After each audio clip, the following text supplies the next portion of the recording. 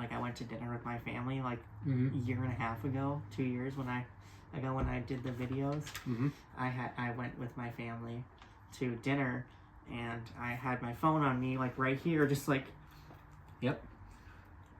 And then also, and then they decided to drive around afterwards, and my juice was at like 15%. By the time we got in the house, it was like 89% done downloading, and it was at 1% battery. And I was sprinting in the house to that charger because I did not want to do another 2 hours of that. Alrighty. And that, my friends, is a story about why you don't use a particular type of editing software for your hour-and-a-half videos.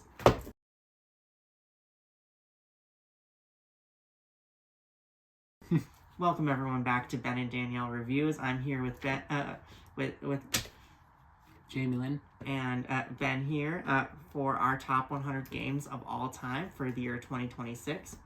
I like to do this list every year to kind of see where tastes have changed throughout the year. You and I are finally upgrading to recording our full 100s this year. Sharita did a top 50. I recorded 50 through number 1 through 50 with her. So check out those for my list, my top 50. I will be referencing some of that in the videos, so anyone that doesn't want spoilers, sorry. Sorry ahead of time. I did mention in the last video, though, that I was going to mention these games in those top 50. So I did say, like, these are such and such were on my list. So I don't know how I can go about this without spoilers. But I'm sorry. I try to do as much as I can while also keeping the conversation organic in a way.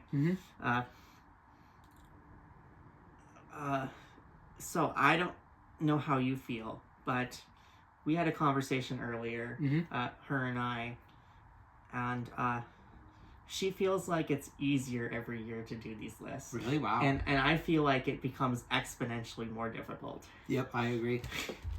To do these, because I used Pub Meeple. Same. And I did all my 7.5s and higher. And higher. I had about 350 games in there, and I just cut until I had about 150 or so, and I ranked those. I was also doing it at the airport when I was for going to a convention, and I was dumb and I didn't save my data. I wrote it down, but then I didn't hit save like I always save. Like I have every list saved up until this current year.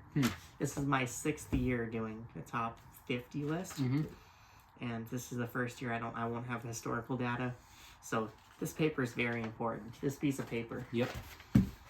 This dollar store notebook it's got level up. All right. So without further ado, were you surprised by anything in this? What did you say from your list this year? Anything surprise you? I think there's a few surprises. Yeah. There's some not surprises, but there are surprises. I had 36 new games, but that's kind of what's going to happen when you go from a 50 to 100. And I like to keep track of how many cooperative games, because it's one that I didn't play a lot of before I met everybody. And I played a few, but I have 6 co-ops on this list now instead of, I think it was 3 last time. Okay. You also have twice the number of games this time as well. Yes. Did you do a full 100 last year? Like, did you I did, but I didn't. I only ranked to like 50. I did the Pub Meeple thing and then just kind of focused on the 50. Okay. I know we only recorded for 50, but do you have your data for 51 through 100? So you can reference that. Yeah, last year. I copy it and then put it into like a notepad somewhere. Same. I also only recorded 50, but I have my historical data for all my 100. All my 100. I don't have in front of me previous years' videos. Previous numbers for ones that aren't in the 100. So if you mentioned such and such game that's not in my top 100, Yep. I couldn't tell you where it was last year versus this year. Mm-hmm. That I'd have to go grab that, and that's a big Yep. thing. But yeah, I feel like this is definitely my favorite top 100 that I've done. Oh, really? I feel like this is probably That's awesome. I think this is my favorite one. Mm-hmm. And yeah, I'm excited for these videos. These are my Same favorite here. ones to Yep. do of the year. Mm-hmm. And yeah, and these are my favorite ones to watch other people do, for sure. Yeah, they're very fun. Yes, and I'm gonna let you get started because Okay. we could talk for an hour about we could this. for sure. Yep. Well, in this chunk of 10, I have 8 new games and 2 that have been on my list before in previous years. And this first one, number 100, is kind of a shock. At one point, a year and a half ago or so, you said to me, I don't think you really like racing games. Yeah. Well, there's one on my list now, and it's Heat, Pedal to the Metal. Okay. Mhm. Yes. Okay. Yes. So this is 100. Yep. Okay. And it definitely could go higher if I continue to play it more. And then there's that championship mode that if I played that, I'd probably go higher. I really like this one. You're doing hand management and trying to drive and pass these corners, but then you can also be strategic with these burn cards, or what are they called? Heat. Heat cards, yes. Yes. That's the name of the game. Yeah, I blanked.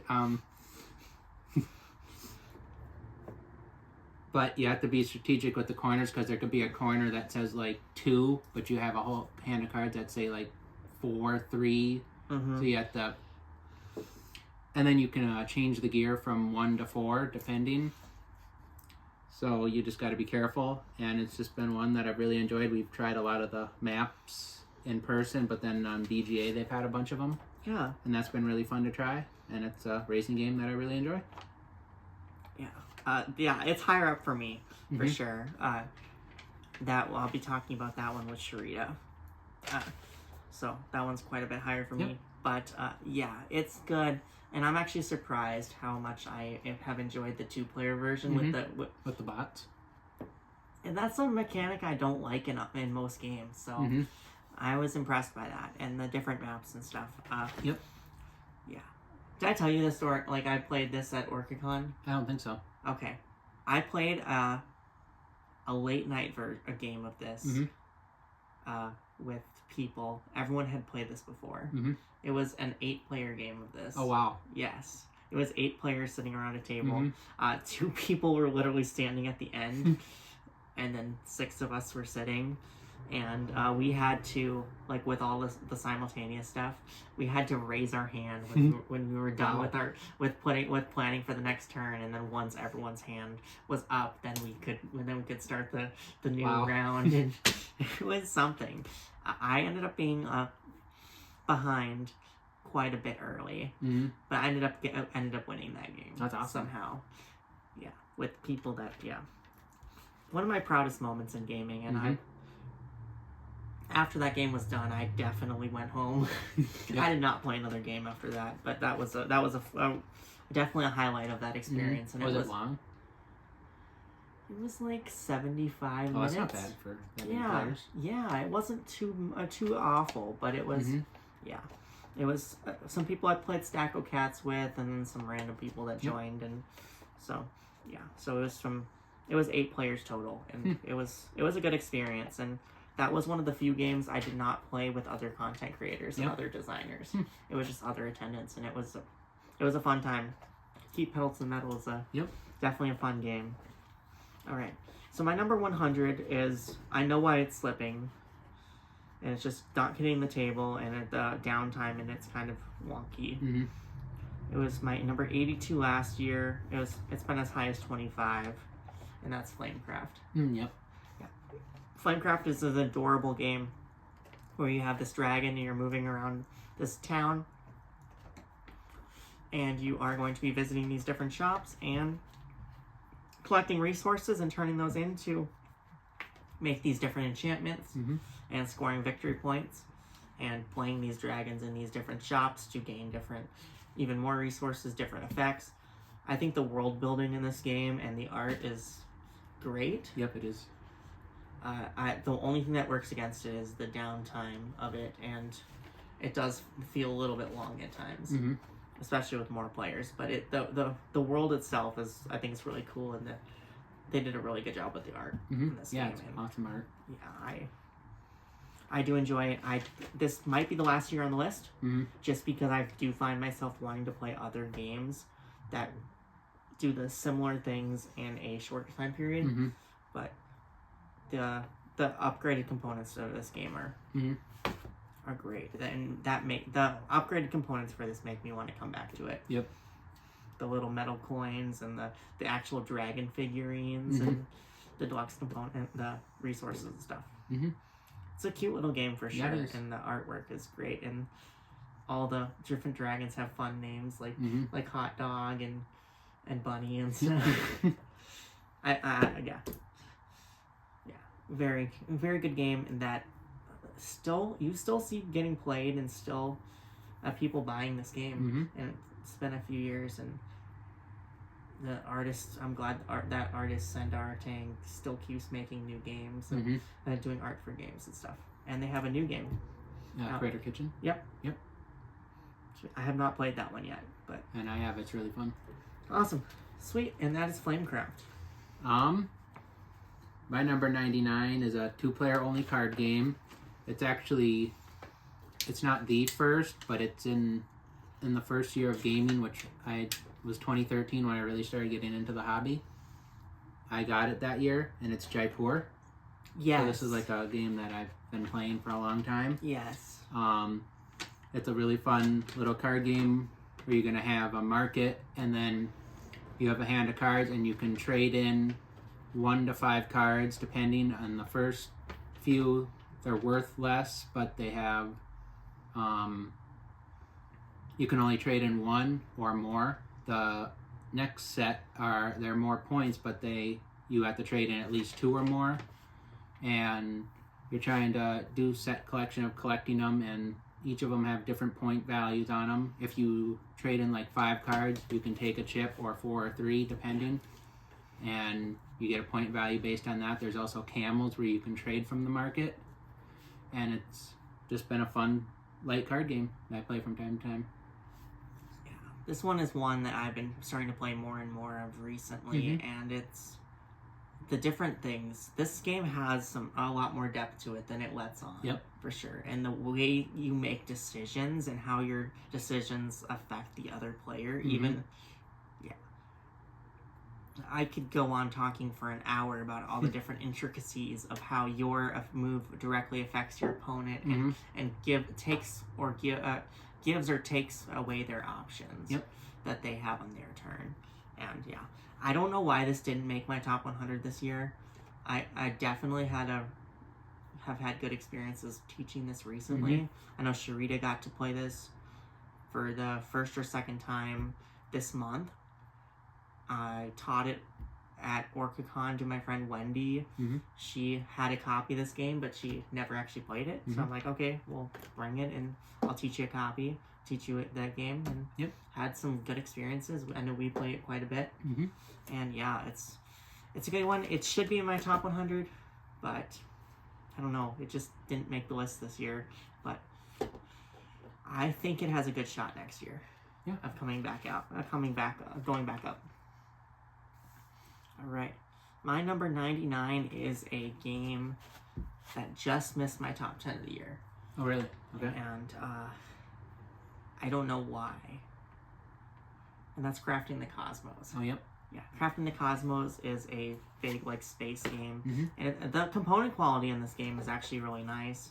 It's not the most affordable game out there, but Office Dog has been making these cool games now for the last couple of years that are really fun. And Crafting the Cosmos is a game where you have this central board where you are going to be moving these marbles around, and where how full each section is how much of each resource you're going to get, and you are going to building up your own solar system of sorts, and collecting these nebulas, and trying to placing these types of stars around this and proton life around each nebula, and all these fancy words, space words that I don't know. It uses all these fancy words that I cannot begin to understand to explain to people because I don't fully understand them. But the gameplay of it is really fun. I think the only thing that's holding it back is the fact that I don't own a copy, and I don't know if I necessarily need to. But it's one that I enjoy playing a lot on BGA, and I will continue to enjoy for at least a little bit. Yeah, it's really fun. Yeah, that's Crafting the Cosmos. My number 98 is a game we've played a ton. I've played it in person and on BGA a lot. It's a 2-player abstract game called Boop. Oh yes, this made your top 100? Yep. Nice. In it, you're going to have cats. Well, they start out as kittens, and you're trying to get 3 in a row. And the way it works is you place a kitten, and then any other kittens that are there are going to boop and go left, down, left, right, diagonal. And so it makes it tricky because you're also knocking your opponents down. You're trying to get 3 in a row. Yeah. And once you get 3 kittens, you get 3 cats now, and the goal of the game is to get 3 cats in a row. And it's just been really fun, and you can make accidental moves either to help you or help your opponent because you boop it, and then you didn't realize that it gave them a 3 in a row or something. Yeah. And yeah, it's just been one I've played a decent amount and I really like. Cool. Awesome. Yeah, they make some really cute games. That's Merc and Dagger, and they have a winter version and a Halloween version. I own the Halloween version myself, and didn't quite make my list, but it's definitely one that I enjoy quite a bit. And I'm glad it made your list. Yep. Correct. So my number 98 is a game that I enjoy. I don't know why it wasn't on my list last year. It's not widely available though. Okay. And it's a solo game. It's called For Northwood. Oh, yep. I've wanted to try that one. I haven't tried it yet. Yeah, so For Northwood is a solo trick-taking game, and you are playing basically against the game itself, trying to win a certain number of tricks. There's going to be different goals, and with that, each character is going to have a certain number of tricks that you need to win in that round to get points, and you have to win that exact number of tricks. And you are playing against a blind card off the top of the deck, though. So that's the trick of it, is you're playing against that blind card off the top, and whether you win lead or not. So when you're leading, you're playing a card, and your opponent's playing a blind card off the top. So if you could beat it, you could not. And then when you are the following player, you get to see what they play, and then you can play accordingly, decide if you want to win or not. There's some that are really hard, like winning one trick and winning all the tricks. Okay, yeah. Those ones are super hard, but it sounds like it. Yeah, but those are also gonna be the ones that are gonna be worth the most amount of points if you do accomplish them. And you got to get a certain number of points in order to win the game.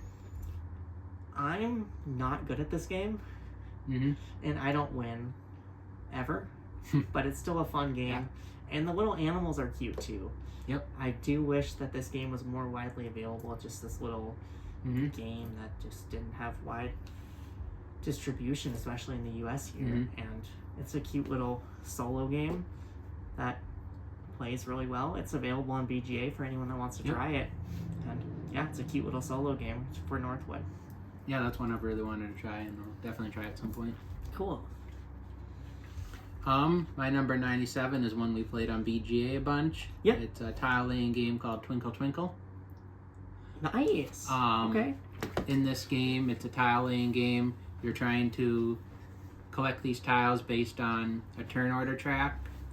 So it's 1 to 5. If you go to the 1, you're going to get that tile, but then you're going to be going first. And if you take the 5 one, it could be a tile you really want, but then you're going last next. And you're trying to collect constellations where you want 7 or 8 of them on a thing, and you'll get the most points. Asteroids you want next to each other, and what's interesting about the game is every time they can score differently depending on the tiles that are out. So comets could score differently, asteroids could score differently, and is this one we've played a ton and I've really liked, and I want to get a copy of it. That's awesome. Yeah. I'm starting to see more and more copies of this available, and that's really cool. And yeah, that's a cool game for sure. Yeah, it is. And it's not that expensive for No, it's like not. a $40 game or something. They do a good job with that, keeping their games at like a affordable range for especially their self-published ones. Yep. Yeah. All right, my number 97. So we talked a little bit about Jaipur and like the little like how the things that you do directly affect your opponent. This game does the same thing, and that's Lost Cities. Oh, yep. Yeah, Lost Cities is a very much a tug and pull game where you are exploring different, going on different expeditions, and by playing these color cards, and you got to play them in ascending order, because once you've played like say you played a 7, you can't play anything lower than a 7 for in that expedition for the rest of the game. Okay. Yep. And each expedition you go on is going to cost you points, so you're having to choose. You're going on expeditions you are confident you're going to win. Yep.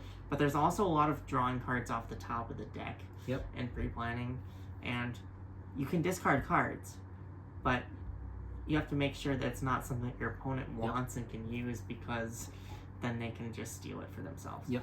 One of Reiner Knizia classics that I still enjoy the intricacies of quite a bit, and it's one that wasn't on the list last year, but it's just one that I keep coming back to.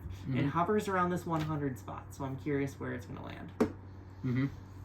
For me, I used to play it a ton with my mom and grandma, and recently when I've played it, I've kind of cooled on it. Yeah. It's kind of made me like it less and less every time I play it. Okay. So it's kind of at a downward spiral, but maybe it'll go up again eventually. Yeah. Or just continue to not like it as much. That's too bad. I definitely get that, though. When you play a game a lot, you can definitely cool on it once you've seen everything there is to offer. But I feel like this one, at least for me, the more I play it, the more I appreciate it. But I know there becomes a point where you stop appreciating it more and more. I don't think it was playing it too much. I think it was the luck part of it. Oh. Of just like getting a bad hand and then not really knowing what to do with it. Like if you get a bunch of high cards first. I can see that. Or then you have a bunch of cards that your opponent really wants or something, and yeah, I think I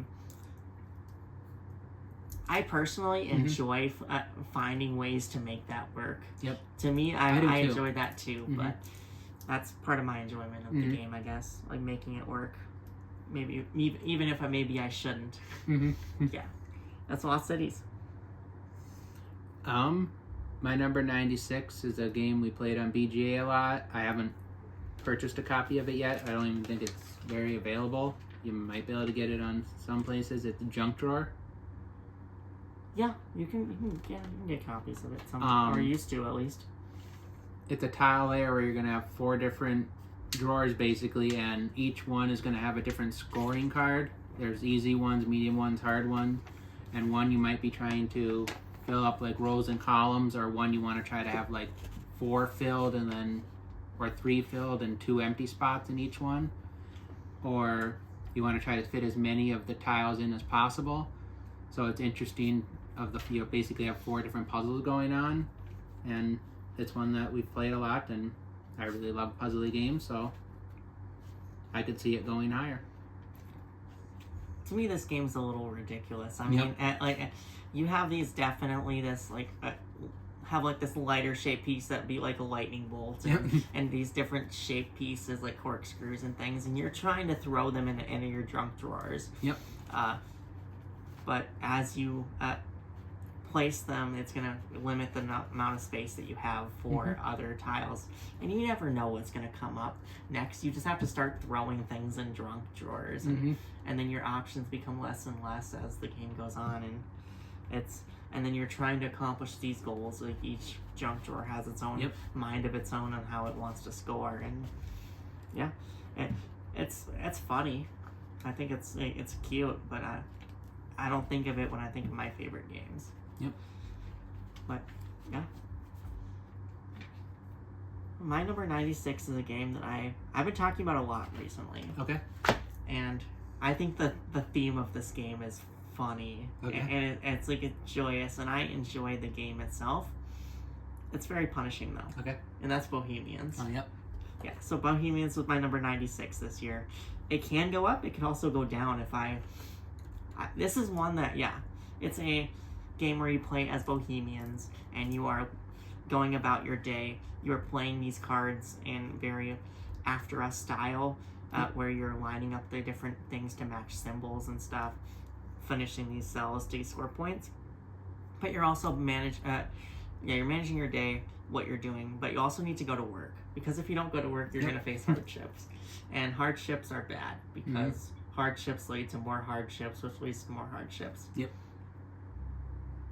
Yeah, and it's one of these games where I've enjoyed every play I've had of it, but I just know that I'm going to have a bad play of this at some point, and it's going to turn me off from this game for a while.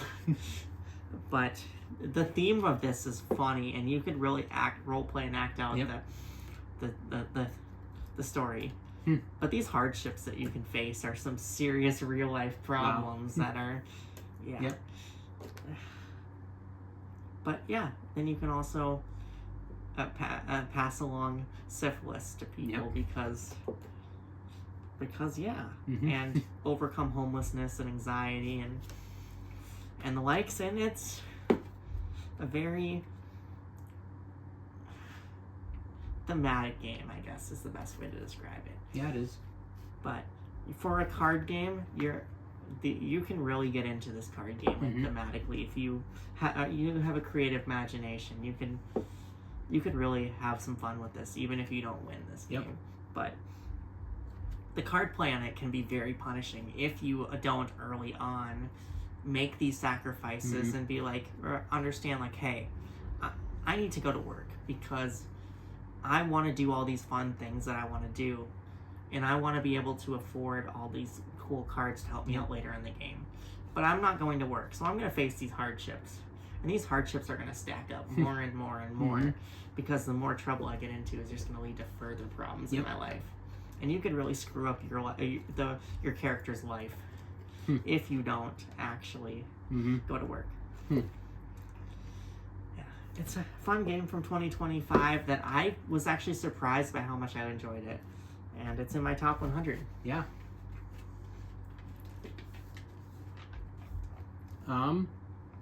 My number 95 is kind of a shock that it's on here. Okay. It's a cooperative game, which I don't have a ton on this list. Yeah.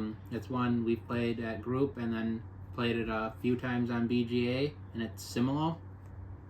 Yeah, Similo. Yeah, we played this a bunch. It's a light deduction game where you're going to have a grid of cards, so like one of them is animals, and then someone's going to be the clue giver and someone's going to be the guesser, and you're going to have a card that you want to try to get them to guess, and then you're trying to play cards that are either similar to what the goal is or different, and you're trying to get them to get that one card. So every turn you're going to be eliminating more and more, playing more similar or different cards, and it's just one that the more I play it, the more I've liked it. I don't think I really liked it the first time we played it, but then the more I played it, it's grown a lot, so it's one I really like. How do you like the mixing and matching of the decks, though? I really like it because it leads to crazy combinations. Yeah. It makes it way harder. It does.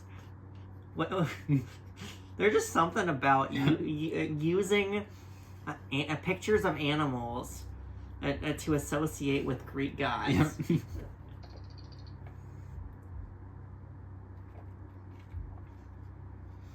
And yeah, this is just absolutely just zany. Especially when you start mixing and matching characters, or when you're using Greek gods to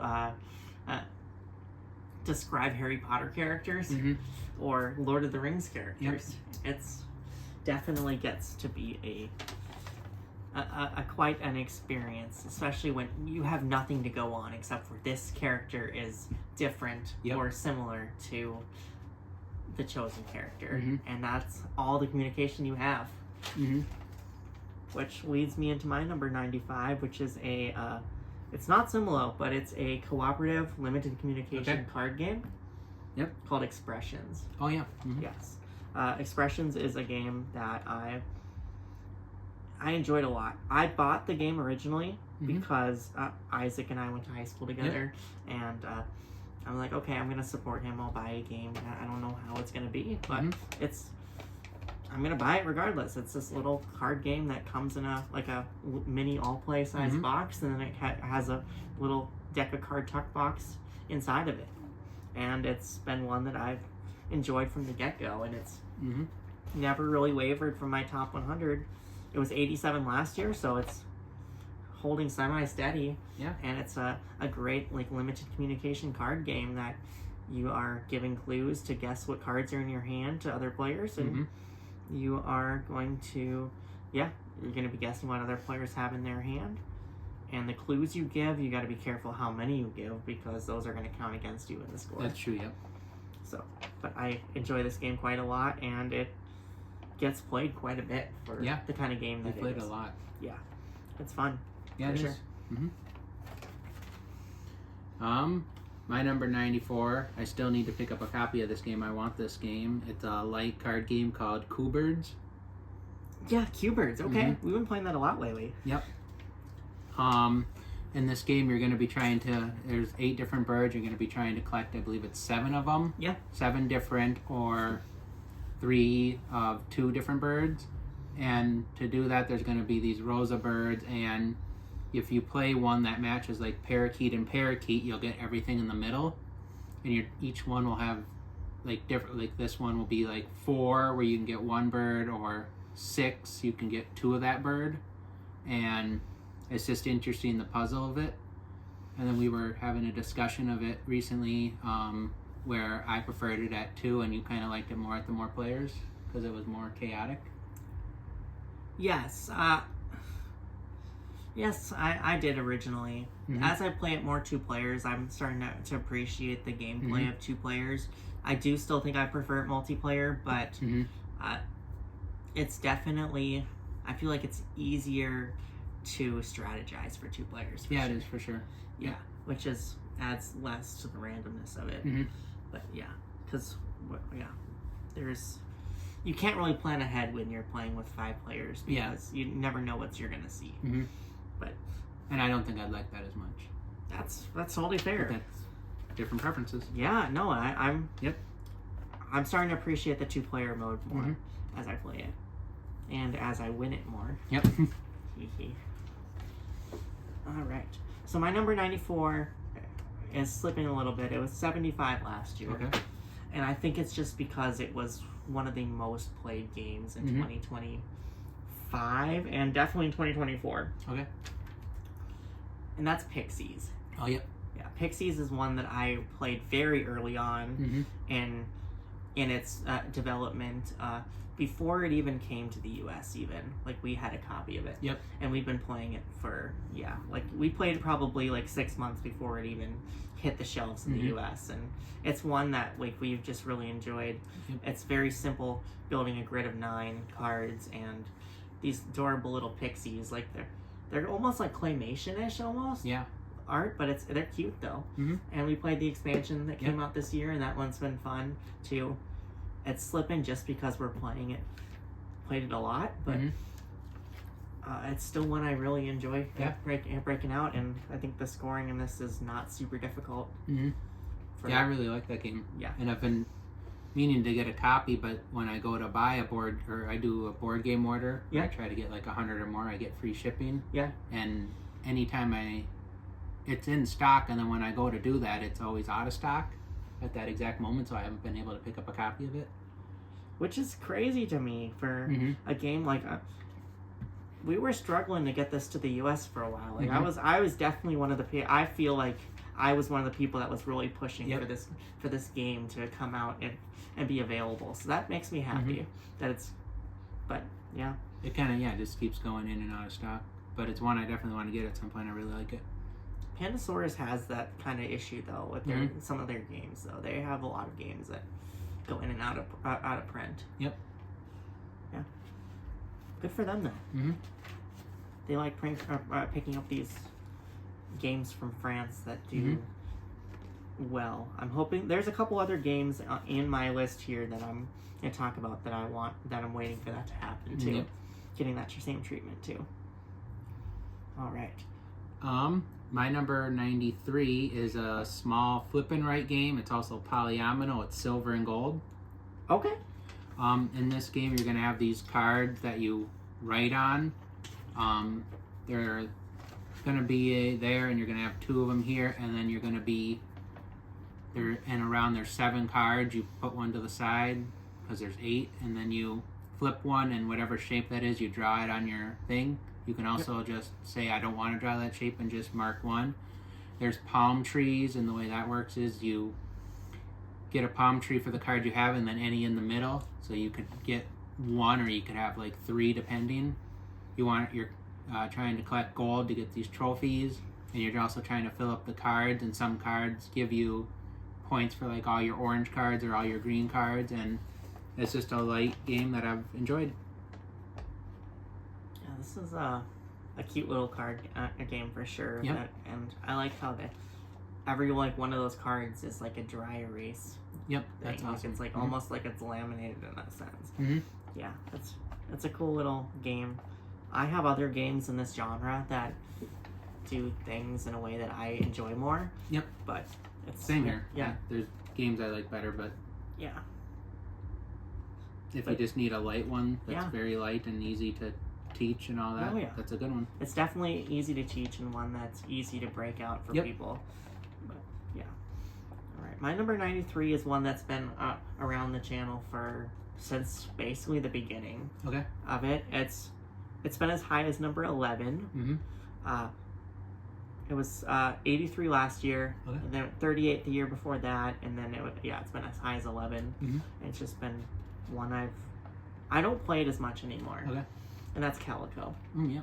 Yeah. So Calico is a very puzzly game where you have these hexagon-shaped pieces and with these different patterns and colors, and you are trying to match like shapes and patterns in a way to accomplish certain goals.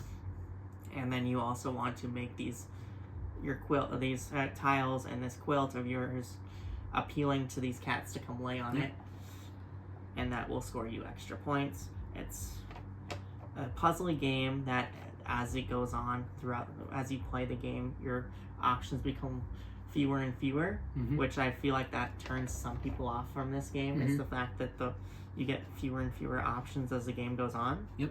But I enjoy setting myself up for these future limited options by making my quilt as optimal as possible, and then I just have to go in with the mindset of being okay and not frustrated with the fact that my plans are not going to be perfect. I really like that game, the game part of it. The one part that made it not on the list, because for one, it's a puzzly game, which I really like. The one thing is, it's the tile selection part of it. There's only 3 of them there. Yeah. And the luck is just, I don't like that part of it. I don't like that there's like no way to wipe it, like in Cascadia you have the pine cones, or because in the one game I played of it, there would be times where all 3 of them were the same. I'd have to take one, and then the other person would get it, and then they'd get the tile they needed or something. And but I really like the game part of it. I just wish there was a way to, if there was more tiles or a way to like wipe them. I used to argue with people all the time about this game versus Cascadia, and I used to always be on Team Calico. Yep. But I'm starting to switch that now. But I don't know if that's necessarily the game itself, or if that's just me. I know Randy now, and him and I've done conventions together, and I played games with him and played tests with him and stuff. But also, I think just I'm starting to come around in that aspect. But before Cascadia came out, this was my number 11 game of all time. Nice. So this was so this was was almost top 10 for me. And so it's sad that it's slipping, but yeah, I feel like there's still other games, but I do still have desire to break it out at least once or twice a year. Yeah, I'd like to try it again, because I think I've only played it once, but... Yeah, I think if there was like a mini expansion that adds some mechanic in which you can wipe the... Yeah, that would...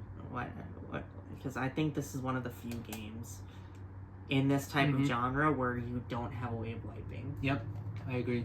Because in a recent game that I played, Shallow Sea, you can do the same thing. You get these seashells. Yeah. When you complete tiles or whatever, you always get a seashell, and you can spend one of them to wipe any row, any tile row, or any fish row. Or you can spend... Well, that doesn't matter. But I just like that. It gives... So it's not... There's still luck, but it's a little bit of a way to mitigate it. I don't want to talk too much about Cascadia because I'll talk about it later. Same. But there's some things that Randy's experimenting with that game that does things differently to avoid that issue with Calico. Yep. And he's doing different ways, and I think they're all better than the way Calico does it. Yep. So we'll see where it lands next year. Yeah. My number 92, I wasn't really playing it a bunch, and then just recently I've played it 2 or 3 times. It's Castles of Mad King Ludwig.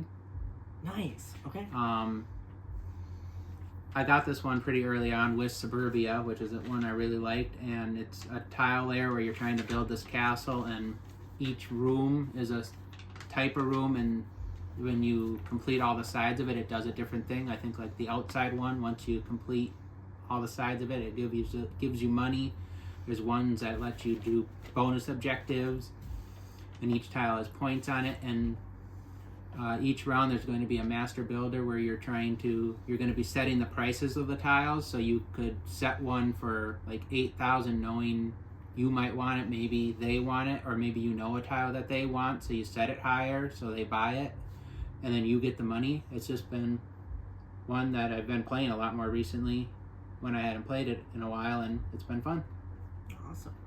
This was high up last year, wasn't it? Or was that the year before? On my top 50, the first year it was 38, and then it fell off last year. Okay. And now it's number 92. So it was within this range last year as well. Okay, right on. Yeah, we played it, and I enjoyed it. I just thought that some of the decisions I was making weren't as special as I might have wanted from a game like this, maybe. I don't know. But I thought the economic system of it, like managing your money and holding out money for future rounds and like I found myself buying things that were cheaper just for in case something else was available later on that was better. And then I found myself disappointed when there wasn't anything better. But yeah, it's cute. All right, my number 92 is my number 50 last year. And that's because I think that's just because when it came out, it's one game that I was asked to break out a lot by a certain person here in the channel. And that's River of Gold. Oh, yep. Yeah, River of Gold it's fun. You are going to be having these ships that you're going to be going down this river, and it's definitely a one-way street. You can go down. You can never go back up the stream until you get to the bottom, and then go back up. And you are going to be collecting resources and collecting a currency called Koku to be building up different settlements along this river and collecting resources to deliver to these customers. The theme itself has zero appeal to me. I never played the TCG Legend of the Five Rings. Same. I was always more of a Yu-Gi-Oh! And Magic player. I played Yu-Gi-Oh! Yeah, around that same time period. But yeah, so the theme never appealed to me. But yeah, I think that actively turned me off from the game. Oh yeah. That's why I was late to 2024 buying this game. But It's one that we played on BGA a couple times. Actually, Taylor asked me to play this. Oh, really? With him, and then I played it for the first time, I think. And then I think you and I played it. Yep. And then I bought a copy and then, of course, Sharita ended up being one of her favorite games ever made. So that ended up getting played a lot, and it still gets played quite a decent amount. Mm-hmm. Yeah. Yeah, that's a really fun one. Yeah. It didn't make my list, but I could definitely see it eventually, especially if I play it more. Nice. I really like that one. Yeah. My number 91 is a 2-player cooperative game. So it is Sky Team. Nice. Okay. Yes. I think it's this high. It was 49. I think it was last year. Yeah. And the reason it's this high now is because I just haven't played it. Sure. But I do want to try to play like all the different scenarios in it. Mm-hmm. In this game, you're going to be trying to land this plane. You're going to roll the dice behind your shield, and you can't talk, and you have to adjust like if it's turning, the plane's turning to the left or right, you want to try to keep it center. You want to get all the landing things, the wheels, all that good. You want to have the engine just right. You can also use one of your dice to get coffee, where you can do a little mitigation. And it's just been one that when we first played it, we played it a lot, and I just haven't played it recently, and I'd like to play it more. Yeah, that's a big drop there. Mm-hmm. But yeah, no, it was on my short list for sure. Yep.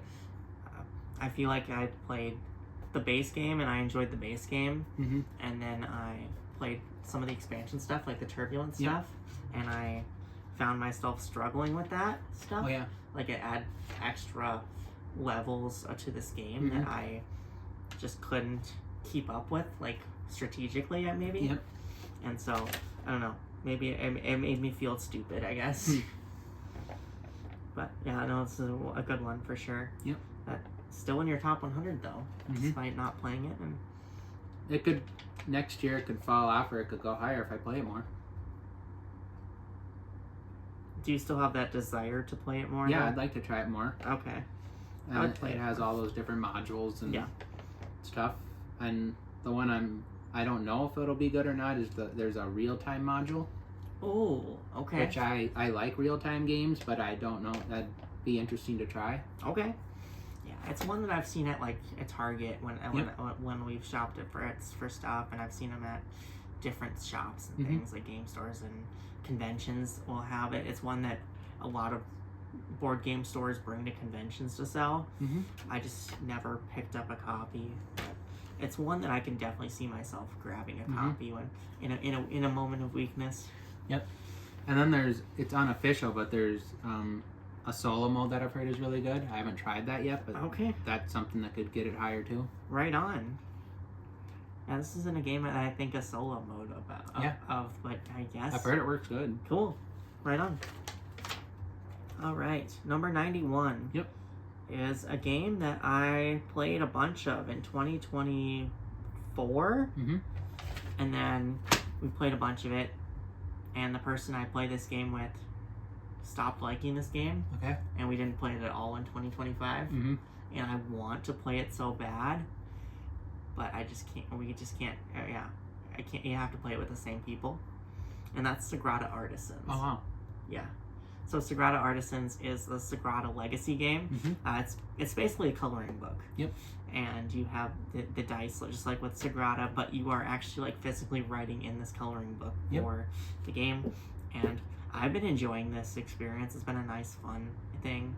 I haven't played it once since I moved into this house. Because every time I try to play it with the person I started playing this with, they're like, no, I'd rather play something else. I don't like that game very much. I'm like, it's a legacy game. You got to give it more chance. Yeah. So I have a half-played legacy game that I'm raring to get to the table and just... I want to. Yeah, that game looks really fun. I haven't played it, but it looks awesome. It is super cool. I would say some of the rules are a little convoluted, and some of the things are... They leave a little bit too much to interpretation on how things on like little little things here and there that aren't fully self-explanatory, I guess, or they left it. Yeah, they left it to be self-explanatory that aren't really self-explanatory. That's the only downside to it.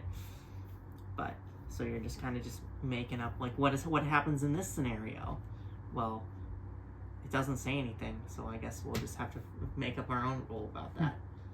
But that's the only complaint I have with that. But I enjoyed the coloring of it. It's like a coloring book, but it's also a game. And, and it's got the same sort of thing like with My City, where first place gets points and second place gets extra stickers you get to put on your board. And you get bonus rewards, and that gives you tools that you can use for future games. Yeah, that's one that seems really cool. It is. I haven't played a lot of Legacy games, but that's one that I've thought of buying. Yeah, it's fun. I enjoy it. That is Sagrada Artisan. Number 91. All right. That is our 100 through 91 of our top 100 games of all time. For those of you that are stay tuned to the end, thank you very much. We'll catch you on the next one. Have a great rest of your day. Bye.